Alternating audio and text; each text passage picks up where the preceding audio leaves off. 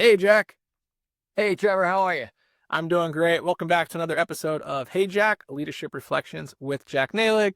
Jack, today I have a really interesting topic here, and it's really around when it comes to leadership, the act of balancing authority and approachability. And I think for most leaders, this is very challenging, especially when we talk about being respected and liked, and ultimately why both matters. So, do you have any insights or reflections on that you can share with us today?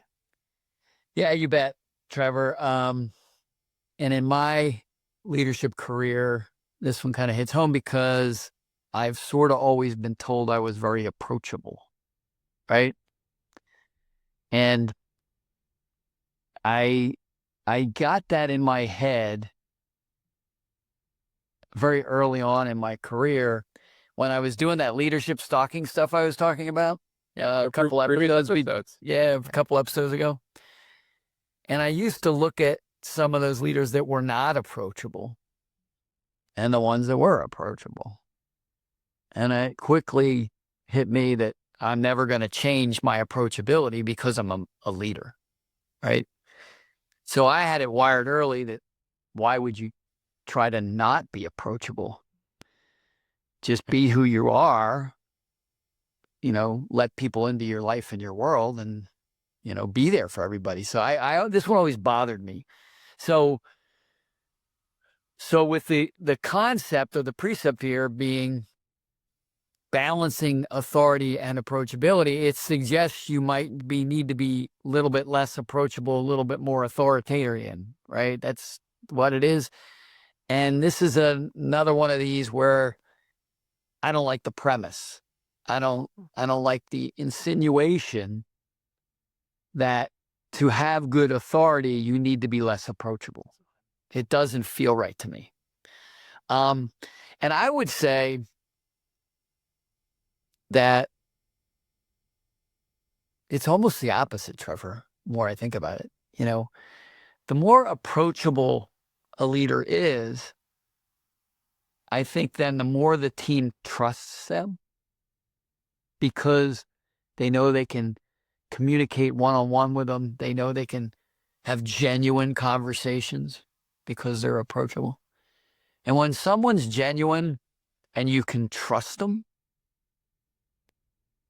I think it gives them more, quote, power or authority, meaning they're more real. And, if you think of the word authority means if I ask you to do something, you'll do it. Or people will come to me and ask for advice and guidance. If I'm less approachable, how does that get better? I don't get the idea, right?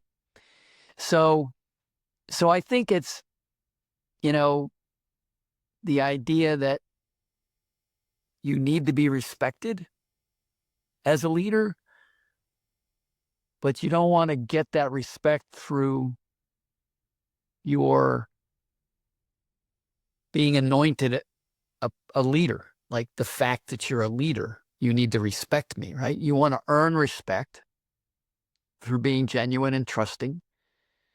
And you also need to earn their respect by respecting them for all of their contributions, what they do, right? Everybody has their role. They all have meaningful work.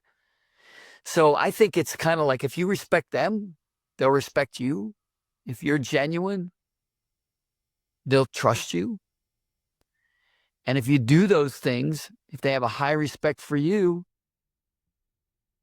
then you'll have high authority, right? You'll get what you need to have as a leader. You need to be in an authority position over certain topics. But I don't see in any way why compromising your approachability would improve that equation. It just bugs me. Yeah, it's an interesting concept for sure. It's like on one pendulum you have, we could call it, for lack of better terms, status games, right? I'm an authority figure. That's how I'm going to get my respect. Then on the other one, it's almost I'm a human. I'm going to treat people how I would want to be treated, show them respect, and in turn, they build that trust. The immediate first thing I thought about here, and I didn't have access to what I had when I was early in my career. I was a leader, just starting a family and so forth. Now I'm 3 kids deep into this game, and I immediately go to kids and put this, you know, authority and approachability, and kind of always think in terms of, even when I'm dealing with my kids, how do I get them to do what I need them to do? How do I motivate them? And I can tell you, as much as, sometimes you get frustrated, do this and you want to yell, it has never worked for me.